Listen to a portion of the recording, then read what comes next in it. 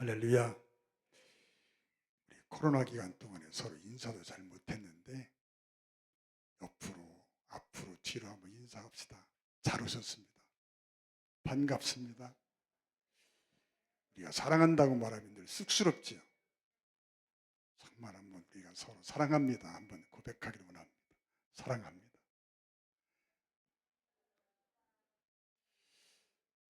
오늘부터 우리가 디모데 전서를 공부하려고 합니다. 사도 바울이 쓴 편지들이 꽤 많이 있지요. 선교 여행 중에 썼던 편지들을 우리가 살펴보았고, 그동안 바울이 로마의 옥중에서 썼던 옥중 서신들을 살펴보았어요. 에베소서 또는 골로새서, 빌립보서, 빌레몬서 이런 성경들을 우리가 보았어요. 오늘부터 디모데 전서와 또 디도서를 공부할 텐데, 디모데 전서와 디도서는 사도 바울이 로마의 옥중에서 나와서 다시 교회들을 순방하고 그 순방하는 과정 속에서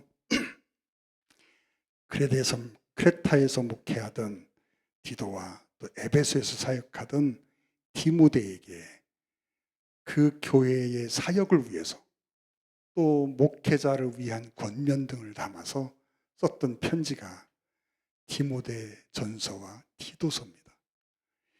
또 이외에도 바울의 서신이 두 개가 있어요. 로마의 옥중, 두 번째 로마의 투옥이 되는데 두 번째 로마의 옥에 갇혀서 거기서 순교를 합니다. 그런데 그 로마의 옥중에서 쓴 편지가, 두 번째 옥에서 쓴 편지가 디모데 후서가 있고 히브리서가 있습니다. 그래서 히브리서가 바울의 맨 마지막 서신이고, 히브리서는 바울이 그 서신을 끝마치지 못하고 순교합니다. 그래서 나머지 부분을 아마도 누가가 썼을 것이다 생각하는데, 그 마지막 부분을 누가가 채워서 히브리서가 완성되어지고 그래서 보내집니다. 그래서 디모데 전서, 디도서 이 두 개의 편지와 또 마지막 옥중에서 썼던 두 개의 편지, 디모데 후서와 히브리서, 이렇게 바울의 서신 중에 지금부터 네 개의 서신이 남아 있는 거지요. 우리가 디모데 전서를 살피기 전에 바울의 연대기를 조금만 좀 보려고 합니다. 이 연대기는 정확하지가 않습니다. 왜냐하면 내가 몇 년에 어디 가고 몇 년에 어디 가고 이런 것들을 정확하게 기록한 것이 아니거든요. 역사적으로 사건들이나 이런 것들과 조명을 해서 이렇게 맞추기 때문에 이 연대기는 좀 왔다 갔다 합니다. 정확하지는 않은 거예요. 근데 AD 38년쯤에 회심했다라고 생각을 합니다. 다메섹 도상의 사건이 일어났던 때가 주 38년경이거든요. 정확하지는 않지만 그 언저리라고 생각하는 겁니다. 그리고 사도 바울이 순교하는 때가 AD 65년에서 68년 시차가 좀 있습니다. 네, 어떤 사람들은 65년, 어떤 학자들은 68년 그렇게 말합니다. 그러면 바울의 사역이 거의 30년 정도 되는 거지요. 30년 정도 하나님 앞에 부름을 받아서 사역을 했습니다. 그 사역 중에 38년 회심이 어쩌면 바울에게 중요한 사건이고, 그리고 회심한 이후에 사람들이 바울을 두려워하니까 바울이 사람 만나는 걸 당신도 힘이 듭니다. 그래서 아라비아로 갑니다. 아라비아에서 한 3년 동안 깊이 기도하고 묵상하고 내가 도대체 뭘 잘못 알고 있었는지, 그리스도 안에서 구약을 다시 보고 그리고 주님의 말씀들을 다시 묵상을 하고 그러면서 신앙적인 깊이를 갖게 됩니다. 그 이후에 예루살렘에 왔다가 그때도 바울이 사람들에게 잘 받아들여지지가 않습니다. 그래서 고향으로 내려가 있을 때 안디옥에서 사역하던, 안디옥이 두 군데지요. 이 비시디의 안디옥과 수리의 안디옥이 있는데, 수리의 안디옥에서 사역하던 바나바가 바울을 초청합니다. 그래서 바나바와 함께 안디옥 교회에서 사역을 하던 중에 안디옥 교회에서 선교사로 파송을 합니다.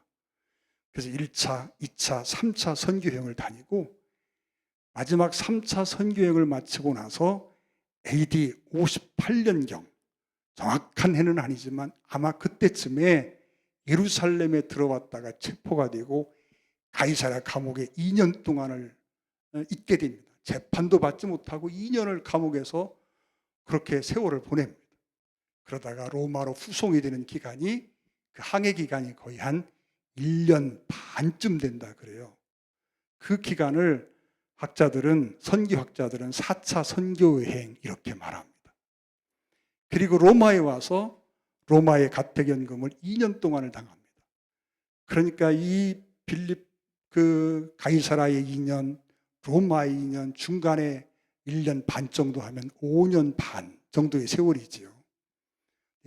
그게 언제부터 언제인지, 가이사라 2년은 정확하고 또 로마의 2년은 정확하지만 가운데 1년 반은 좀 왔다 갔다 하고, 그래서 이 연대가 좀 차이가 있습니다. 어쨌든 5년에서 6년 사이를 바울은 자유가 없는 몸으로 죄인으로 갇혀있는 삶을 사는 거지요. 이 기간 동안에 제가 가끔 말씀드립니다. 바울은 신앙적인 큰 변화가 생겼다고요. 그전에는 바울이 가지고 있던 신앙은 주님이 곧 오신다는 생각을 늘 가지고 있었습니다. 초대교회에 있는 성도들이요, 서로 인사할 때 마라나타 하면서 인사합니다. 물고기를 그려가면서 마라나타 하고 인사를 합니다.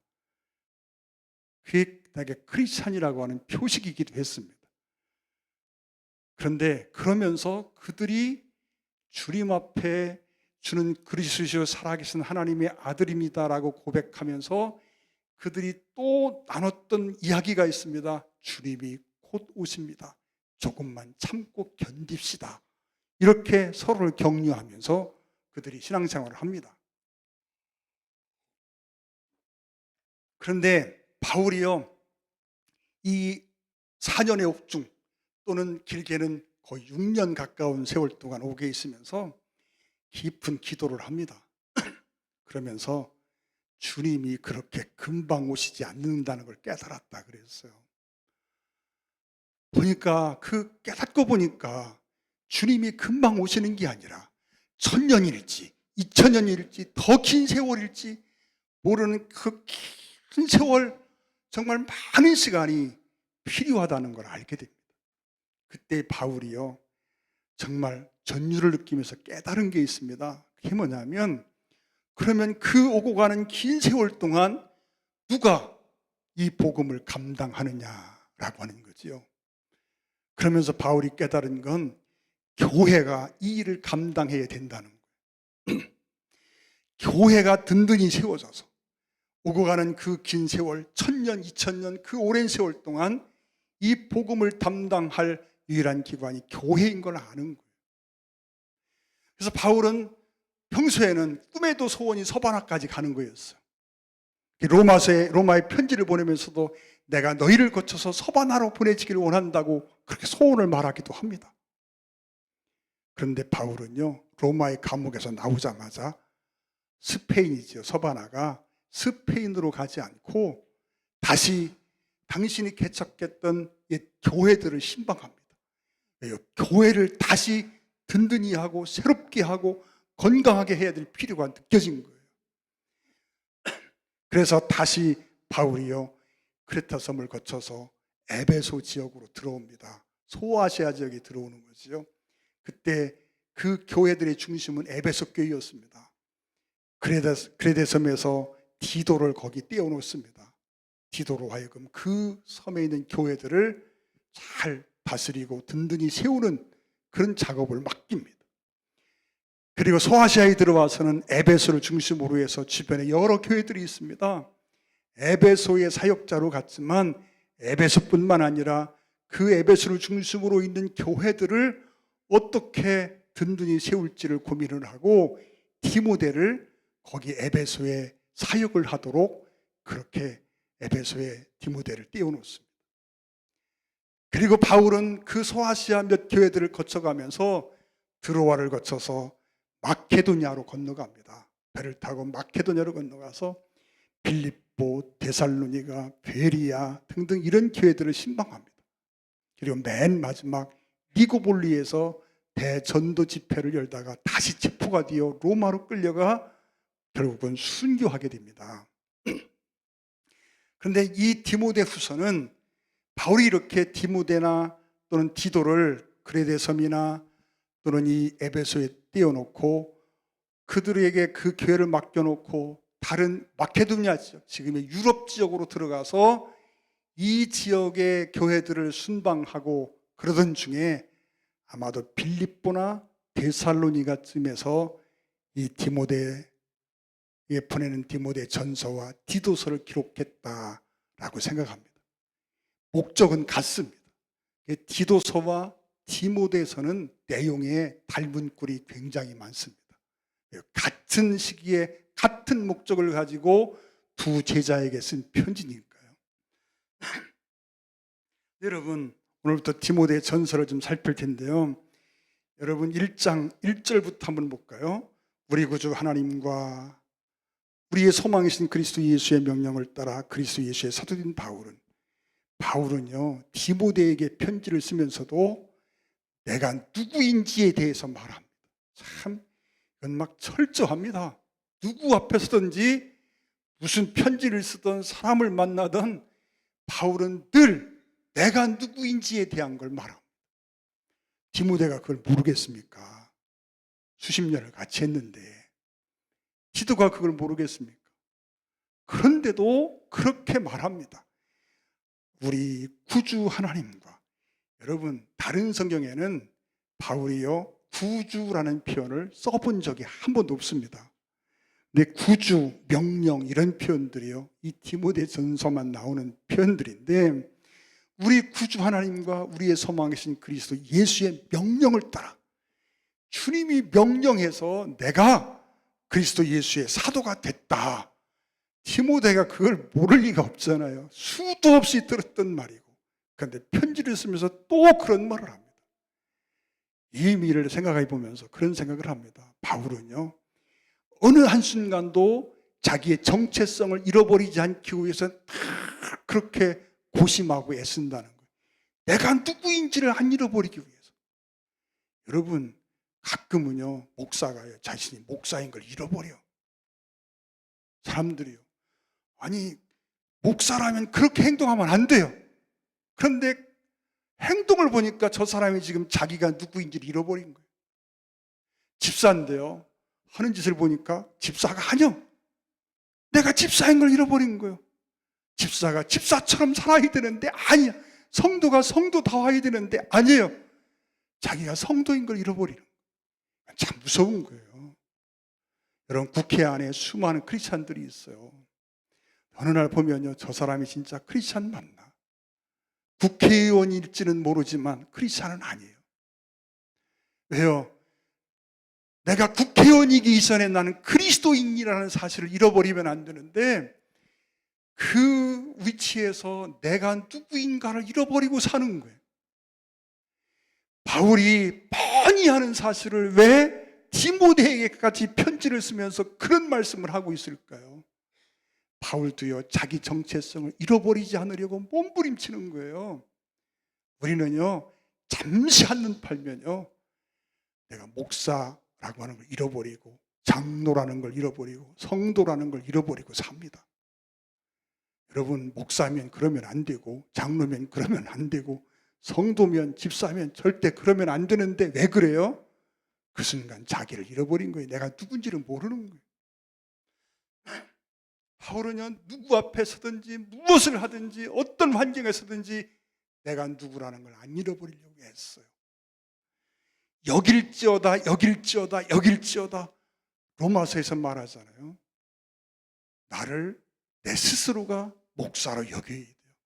바울은요 자기 스스로 내가 사도라고 하는 걸 잃어버리지 않고 자기 스스로도 자기를 사도로 여기는 삶을 살기 위해서 몸부림치는 거예요. 여러분 이건 너무 중요한 사실입니다. 여러분 우리 성도들이 우리 동성교회 모든 가족이 내가 누구라고 하는 것, 여러분 이걸 잊지 않기를 원합니다.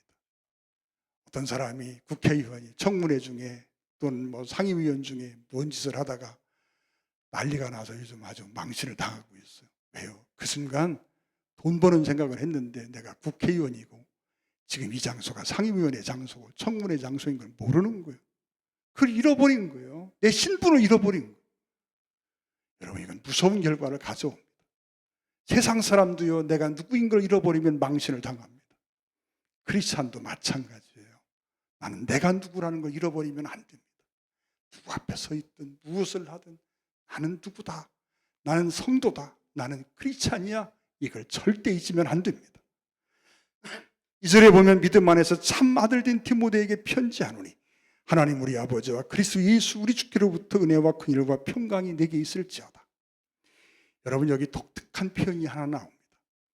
바울이 편지를 쓰는데요, 그 편지들 중에 항상 인사를 할 때 보면 은혜와 평강이 있을지어다 하고 인사를 합니다. 그런데 디모데에게 편지를 쓸 때는 꼭 하나를 더 넣습니다. 은혜와 긍휼과 평강이 내게 있을지어다.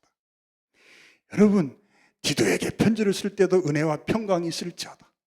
빌레몬에게 편지를 쓸 때도 은혜와 평강이 내게 있을지어다. 어떤 갈라디아나 고린도나 에베소나 뭐 이런 교회 편지를 쓰면서도 은혜와 평강이 있을지어다. 그렇게 말씀하시는데 디모데에게 편지를 쓸 때는 첫 번째 편지나 두 번째 편지나 똑같이 은혜와 긍휼과 평강이 내게 있을지어다 하면서 긍휼이라고 하는 걸 하나 더 넣어요. 왜 그런가 생각해 봤어요. 바울은요, 디모데를 생각할 때 어쩔 수 없이 다른 어떤 사람들보다 특별한 마음이 있는 거예요. 여러분 제가 치원이나 저기 현아가 있는데 치원이나 현아보다 현아와 같이 여러분을 똑같이 대한다 그러면 그건 거짓말도 산 거짓말이에요. 그렇게 대할 수가 없어요. 아무리 제가 여러분을 형제같이 가족같이 여기려 해도 치원이같이 현아같이는 안 여겨집니다. 어쩔 수가 없어요. 여러분 우리 아이들을 제가 너무너무 이뻐합니다. 온율이나 볼 때마다 반갑고 정말 얼굴을 쳐다보는 게 행복해요. 그래도 가은이처럼 안 느껴져요. 그럴 수는 없어. 가은이와 똑같은 마음으로 대할 수 있다, 그건요, 주님은 그렇게 하실지 몰라도 저는 못해요. 그러나 제 마음이 진심인 건 압니다. 내가 얼마나 사랑하는지는 압니다. 그러나 가은이와 똑같이는 못하는 거예요. 여러분 바울은요, 여러 제자들이 많이 있지만 오직 디모데는 아들이라고 표현하고 있어요. 아들처럼 여기고 있어요. 2차 선교여행 때 이 디모데와 바울의 만남이 있었어요. 그리고 디모데가 그때부터 바울과 늘 함께 합니다. 여러분 바울이 마지막 그 로마의 감옥에 두 번째 툭 뛰어 이제 순교당하기 전에 바울이 디모데에게 편지를 씁니다. 그러면서 디모데를 보고 싶어 하거든요. 누구도 떠나고 누구도 떠나고 누구도 떠났다. 그 얘기는 뭐예요? 내가 지금 외롭고 쓸쓸하고 그렇다는 얘기예요. 그런데 보고 싶어 견딜 수 없는 사람이 있어. 디모데예요. 디모데가 보고 싶은 거야. 너는 좀 속히 내게 좀 와라 하고 디모데에게 편지를 보내거든요. 그리고 디모데는 로마에 가서 자기의 믿음의 아버지인 바울을 위해서 최후 변론을 하고 바울은 순교를 당하고 디모데는 옥에 갇히고 이런 일들이 일어납니다. 바울과 디모데는 특별한 관계예요. 바울은 늘 디모데를 아들처럼 아들로 여기고 있어요. 그런데 그 아들이 지금 에베소 교회에서 사역을 하고 있어요. 아직은 청년 같은 디모데가 거기서 사역을 해요. 그런데 디도는요, 성격이 남자답고 강하고 막 그런 성격이 있어요. 디도는요, 여성성이 강해요. 마음이 여리고 약해요. 큰 소리 한 번을 잘 못 지는 사람이 디모데예요. 디모데는 속으로 앓는 사람이야. 속으로. 디도는 막 뭐가 있으면 다 그냥 입으로 뱉어서 다 풀어버리는 사람이요. 혼낼 건 혼내고 화낼 건 화내고 막 그러면서 다 풀어버리는 사람이 디도요. 디모데는 그렇지가 않아요. 여성성이에요. 누가 속을 새기면 혼자 끌어안고 속을 끙끙 앓는 사람, 이런 성격의 사람이 디모데예요. 디모데는요, 마음에 긴장이 있어. 스트레스가 있어요. 디모데에게 편지를 보내면서 마지막쯤에 가면 바울이 그럽니다. 너 자주 나는 그 위장병과 그 병을 위해서 포도주를 좀 마셔라. 5장에 가면 그런 얘기가 나오는데 포도주를 좀 마셔라. 무슨 얘기입니까? 디모데가요, 젊은 나이에 사역을 하면서 스트레스를 받는 거예요. 스트레스를 받으면요, 위가 경직돼. 반짝반짝 움직여야 되는데 위가 경직돼서 굳어, 멈춰. 그러니까 막 속이 아픈 거예요. 여러분, 요즘도요, 사람이요, 예전 제가 고등학교 다닐 때 보면 고등학교 3학년 아이들이 배가 아파 병원 갑니다. 그럼 의사가 위를 이렇게 만져봅니다. 만져보면 땡땡하거든. 먹은 것도 별로 없는데 땡땡해요. 그러면 뭐 주는지 아세요? 에틸알코올 줘요. 메틸알코올 먹으면 며칠 못 가 죽습니다. 알코올이 2개인데. 그래서 메틸알코올 먹으면 며칠 못 가 죽으니까 에틸알코올을 줘요. 소주나 마찬가지죠. 소주 한 잔 주는 거예요. 위에 긴장을 풀으라고. 포도주를 왜 먹으라고 해요? 야, 너 자꾸 그냥 스트레스 받아가지고 위가 굳어서 그러는데 그때는 좀 포도주를 좀 한 잔씩 마셔. 그럽니다. 여러분, 그만큼 디모데가 마음도 여리고 그런 사람이 그 에베소라고 하는 중요한 교회를 맡아가지고 사역을 하는데 얼마나 힘이 들겠어요. 바울은요, 디모데를 생각하면 다 마음이 아픈 거예요. 디모데를 생각하면 애틋한 마음이 있어요. 디모데를 생각하면 바울의 마음속에 막 이런 아린 마음들이 늘 있어요. 그래서 디모데를 생각하면 바울의 마음속에도 참 안쓰럽고 딱하고 막 이런 마음들이 바울의 마음속에 있는 거예요. 그래서 바울이 디모데를 위해서 축복하면서 은혜와 긍휼과 평강이 내게 있을지어다. 여기는 마음의 소원이 담겨 있어요. 바울의 간절한 기도의 제목이 있는 거예요. 하나님, 디모데에게 제발 긍휼의 은혜를 좀 베풀어 달라는 거죠. 은혜가 있어야 되고 평강이 있어야 돼요. 은혜 받은 결과가 평강입니다. 그런데 하나님께 특별히 구해요. 긍휼함을 구해요. 하나님, 정말 디모데를 좀 불쌍히 여겨주시고 디모데를 좀 특별하게 생각해 주시고 그에게 좀 은혜를 베풀어 주세요. 그렇게 기도합니다. 그런 기도가 담겨 있다라고 생각합니다. 은혜라고 하는 말은 받을 자격이 전혀 없는 자에게 베풀어지는 하나님의 선물이 은혜입니다. 우리가 뭐 설명이 더 필요 없는 게 은혜지요. 평강도 우리가 뭐 더 이상 설명이 필요 없어요. 지난 시간에 빌립보서를 우리가 공부하면서 긍휼에 대한 걸 2시간 동안 생각해 봤어요. 긍휼이라는 거. 여러분, 이 긍휼이 얼마나 중요한지를 우리가 살펴봤어요. 히브리어로 긍휼이라는 말이 라함이라는 말이에요. 이 말의 뜻이요, 자궁, 아기 집이라는 말이 자궁. 여러분, 이것을 번역한 헬라어가 엘레오스라는 말이에요. 엘레오스라는 말인데 이게 긍휼이라는 말이에요. 여러분, 엄마가 아이를 잉태했어요.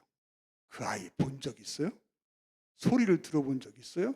어떻게 생겼나 봐서 요즘은 초음파가 있어서 다 들여다 봅디다. 아니, 그 아기 같지 않은데 이게 우리 애기 사진이라고 배주는데 참 기가 차. 근데 여러분, 그렇게 보기도 하지만 이 시대는 그것도 아니잖아요. 본 적도 없고 그 소리를 들어본 적도 없고. 그런데 엄마는요, 그 아이를 위해서 최선을 다해요. 아이를 위해서 먹을 것도 조심하고요, 듣는 음악도 골라 들어. 여러분 그 아이를 위해서 갈 때 안 갈 때를 구분합니다. 볼 걸 안 볼 걸 구분합니다. 아이를 위해서 엄마가 할 수 있는 최선을 다하고 그 아이를 위해서 생명을 나눠줄 만큼 그렇게 소중하게 아끼고 사랑하는 거, 이게 엘레오스. 히브리어로 라함이라는 단어가 품고 있는 뜻이에요. 라함의 본뜻이 자궁이라는 말이 자궁. 예? 긍휼이라고 말하고 있어요. 여러분, 오늘 본문은 벗어나지만 디모데전서 1장 13절을 잠깐 보면 그런 말이 나와요. 내가 전에는 비방자요, 박해자요, 폭행자였으나 도리어 긍휼을 입은 것은, 그럽니다. 안 나왔어요. 긍휼을 입은 것은, 내가 전에는 비방자요, 박해자요, 폭행자였으나 도리어 긍휼을 입은 것은 내가 믿지 아니할 때 알지 못하고 행하였습니다.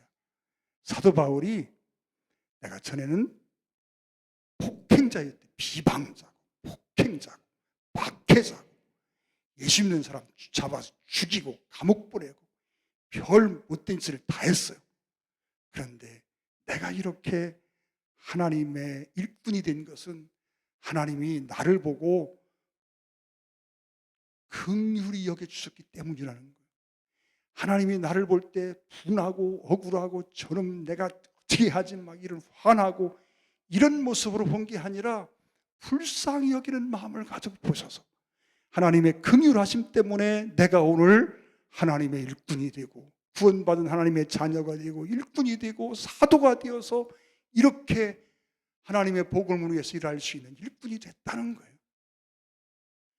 하나님의 긍휼을 힘입지 못했다면 목이 잘려 죽었어야 돼요. 긍휼이라는, 여러분, 하나님이 우리를 긍휼히 여기셨기 때문에 내가 구원받은 것 아니에요. 하늘에서 보니까 사람들이 온갖 죄를 다 짓고 그냥 살아요. 그런데 그 죄 짓는 사람들을 보면서 하나님이 막 치를 떨고 분노만 하셨으면 다 쓸어버리셨겠죠. 하나님은요, 안타까운 마음을 가지고 바라보셨어요. 불쌍히 여기는 마음이 그 마음속에 일었어요. 안타까워 견딜 수가 없어. 그래서 독생자 예수님이 이 땅에 오셨다는 거예요. 십자가에 달린 강도를 보고도 주님이 정말 구원을 선포하세요. 당신 앞에서 십자가 앞에서 떠들고 희덕거리고 희롱하고 그 사람들을 보면서 주님이 마음 아파하시는데 분노함이 아니라 불쌍한 마음 때문에 견디지를 못했어요.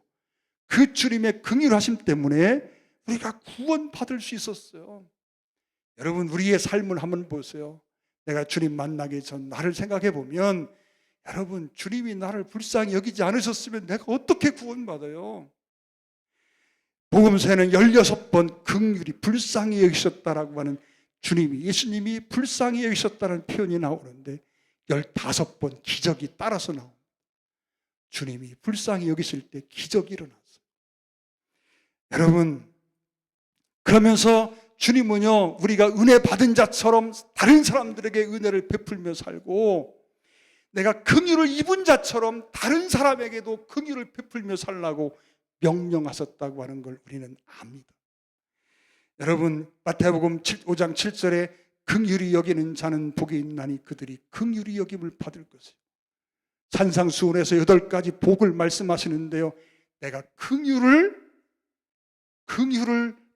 베푸는 것, 긍휼히 여기는 자는 복이 있다.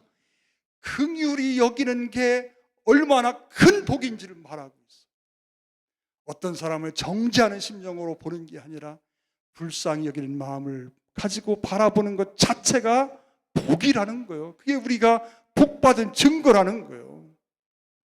그건 그러한 마음을 갖고 살면 주께서 내게 긍휼을 베푸신다.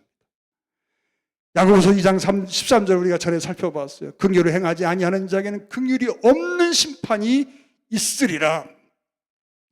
긍휼을 베풀며 살아야 되는데 내가 긍휼히 여기지 않아 정죄하고 심판하고 판단하고 공의로 사람들을 보는 거예요. 그런데 여러분, 사람들은요, 다른 사람을 정죄하는데 보면요, 내 속에도 그게 있어요. 없는 경우가 없어요. 저는 국회를 보니까요, 국회에서 막 상대방을 그렇게 신랄하게 공격을 했어.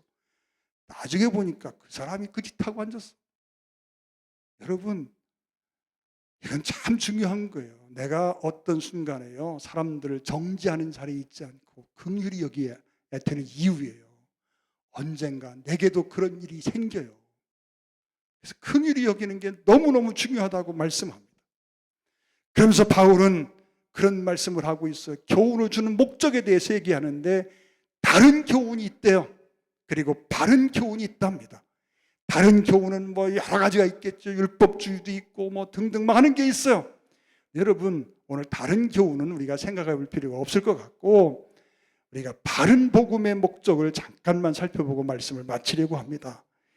여러분, 다른 복음에 대해서 한마디만 살피면 갈라디아서 1장에 보면 그렇게 말합니다. 8절 이하에 그러나 우리가 혹은 하늘로부터 온 천사라도 우리가 너희에게 전한 복음 위에 다른 복음을 전하면 저주를 받을지어다. 여러분, 바울이 언제 누구를 저주하는 거 보셨어요?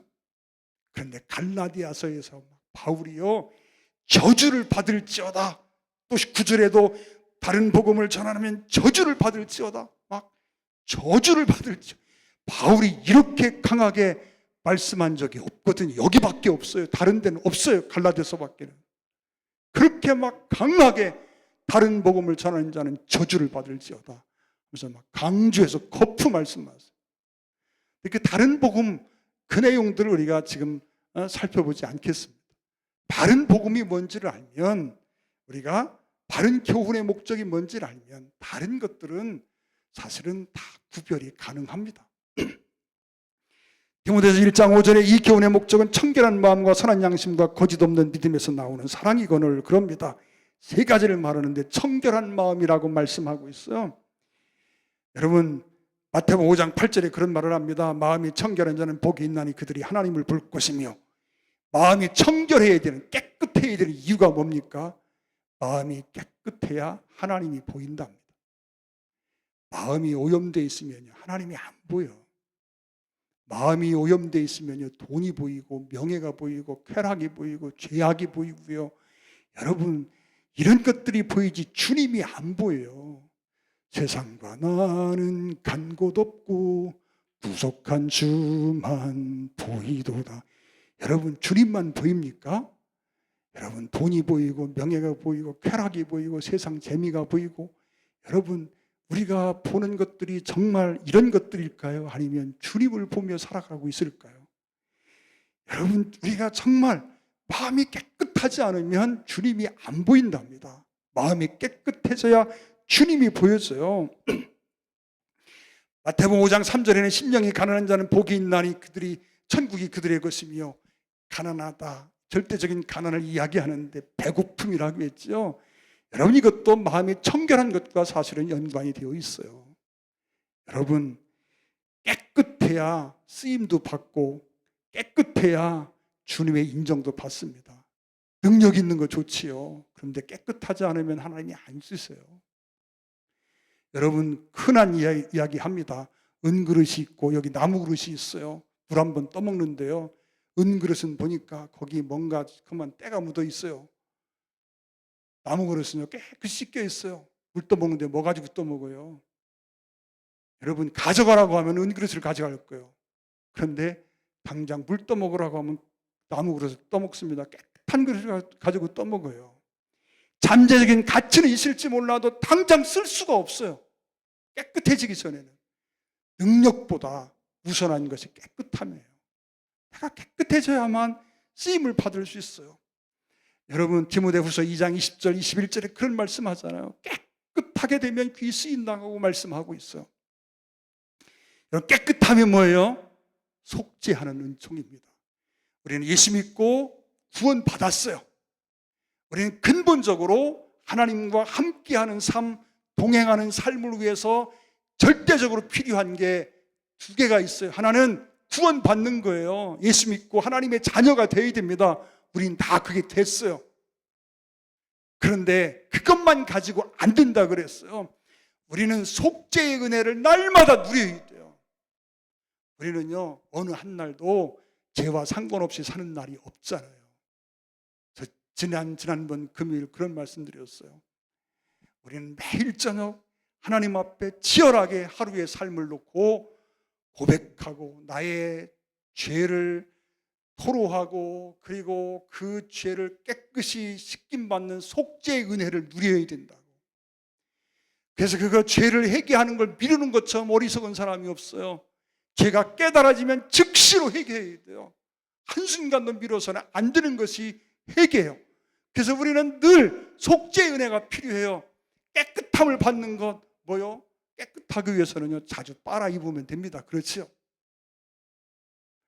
그래서 우리는 속죄의 은혜가 필요합니다. 창세기 22장 말씀드렸어요. 창세기 22장 정말 어느 날 그 말씀을 읽다가 소스라치게 놀랐다 그랬어요. 22장을 헌신으로만 해석을 해왔어요. 아브라함이 자기 아들까지 하나님 앞에 아끼지 않고 드렸다고. 어느 날 말씀을 묵상하는데 내가 세상에 사람을 제물로 받는 하나님이냐라고 말씀을. 여러분, 하나님이 사람을 제물로 받으세요? 여러분, 몰래기나 똑같이 그러면 그건 이단들이 이방신이나 그런 일이 있죠. 하나님은요, 사람을 제물로 받아먹는 하나님이 아니란 말이에요. 그런데 아브라함에게 이삭을 번제로 바치라고 하는 데는 하나님이 준엄한 책망이 있는 거예요. 너 죄를 끊어내야 돼라고 하는 겁니다. 무슨 죄인지는 모르지만 아브라함이 가지고 있는 무엇인가 죄가 있어요. 그래서 아브라함이 하나님의 말씀을 듣고요, 소스라치게 놀랐을 겁니다. 그리고 그 아들을 번제로 드려서라도 이 죄를 끊어내지 아니하면, 속죄의 은혜가 내게 있지 아니하면 하나님과 함께하는 삶이 불가능한 걸 알기 때문에 여러분, 그 이삭을 번제로 드리는 거예요. 하나님이 어린 양을 예비해 놓으셨다가 이삭 대신 그 양을 바치게 하십니다. 그 어린 양이 누구를 상징해요? 예수님을 상징하잖아요. 우리는 매일매일처럼 주님의 십자가의 보혈이 필요해요. 날마다 속죄의 은혜가 필요해요. 매 순간 속죄의 은혜가 필요해요. 뭔가 제가 깨달아지면 여러분, 다른 아무리 급한 일이 있어도 멈추고 내 죄를 회개하고 속죄하는 은혜를 입어야 돼요. 그렇지 않으면 우리는 하나님과 함께하는 삶이 불가능해지는 거예요. 하나님의 자녀임에도 하나님과 함께하지 못합니다. 하나님의 자녀임에도 하나님의 임재를 느끼며 살지를 못하는 거예요. 여러분, 선한 양심이라 그럽니다. 선한 양심은요, 하나님의 형상과 관계 있는 말씀이에요. 하나님이 우리를 창조하실 때 하나님의 형상대로 우리를 창조하셨어요. 사람은요, 예수 믿는 사람이든 믿지 않는 사람이든 사실은 그 속에 양심이라는 게 있어요. 선악을 구분할 줄 아는 능력이 누구에게나 있어요. 선악과를 주신 가장 중요한 목적이 있어요. 선악과는 우리를 망치려고 주신 게 아니라 우리로 하여금 선악을 깨닫고 아는 사람이 되도록 하기 위해서 선악과가 필요했어요. 여러분, 가끔 사람들이 선악과를 왜 하나님이 만드셔가지고 우리가 오늘날 이 고통을 당하느냐고 원망하는 사람 봤어요. 선악과가 없으면요, 선악을 구분 못해. 여러분, 에덴 동산에서 뻘거벗고 다니면서도요, 부끄러운 줄을 몰라요. 자기들 둘이 살 때야 괜찮지. 자식을 낳고 또 낳고 낳는데 다 뻘거벗고 돌아다니면 뭔 일이 생기겠어요. 선악에 대한 기준이 절대적으로 필요했기 때문에 선악과가 반드시 있어야 했어요. 그런데 여러분, 그 얘기를 다시 말씀드리면요, 달리 설명을 드리면 상식이라는 거예요. 여러분, 우리는 다 상식이 있어. 그렇죠? 여러분, 상식에 맞는 삶을 살면요, 여러분 정말 부끄러운 일을 안 당해요. 하나님 말씀이라고 말하지만 특별한 경우가 아니고 우리가 하는 모든 삶의 99%는 상식이에요. 나머지 1%가 말씀이고 특별한 은총이 필요한 거예요. 여러분, 그래서 정말 사람이 상식적인 사람이 돼야 돼.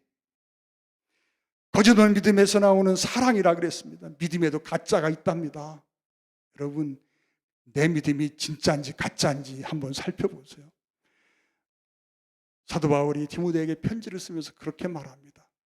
은혜와 긍휼과 평강이 내게 있기를 원한다 라고 말씀하시면서 세 가지를 말씀하고 있어요. 여러분, 이 세 가지 우리가 정말 잘 기억을 해서 이 세 가지가 우리 마음속에 늘 있기를 원합니다. 내 마음이 깨끗하고 단순해지고 그래서 늘 주님을 볼 수 있기를 원합니다. 내가 마음이 오염돼 가지고 그냥 세상의 일락이나 죄악이나 쾌락이나 돈이나 명예나 이런 것들만 보이는 삶이 아니라 정말 세상과 나는 간 곳 없고 부숙한 주만 보여지는 은혜가 있기를 주의 이름으로 축원을 드립니다. 여러분, 정말 선한 양심이 있어서 정말 우리가 양심에 어그러지지 않는 사람이 되고 또 거짓 없는 믿음에서 나오는 참된 사랑을 실천할 수 있는 우리 모두이기를 소망합니다. 기도하겠습니다. 오 사랑하는 아버지 하나님, 오늘 이렇게 귀한 주의 성일 주 앞에 나와 예배하며 말씀을 상고했습니다. 하나님, 우리는 하나님의 은혜가 필요합니다. 하나님의 긍휼하심이 필요합니다. 하나님이 주시는 평강이 필요합니다. 우리 마음이 청결하고 깨끗해지게 도와주옵소서. 내 눈에 오직 주님만 보여지는 세계가 열려지기를 원합니다. 아버지 하나님, 우리가 정말 우리의 선한 양심으로 하나님 앞에 부끄럽지 않기를 원하고 참된 믿음 안에서 사랑하는 삶을 살기를 소망합니다. 이루어 주시옵소서. 기도해 주옵소서. 이끌어 주옵소서. 예수님의 이름으로 간절히 기도 올리옵나이다. 아멘.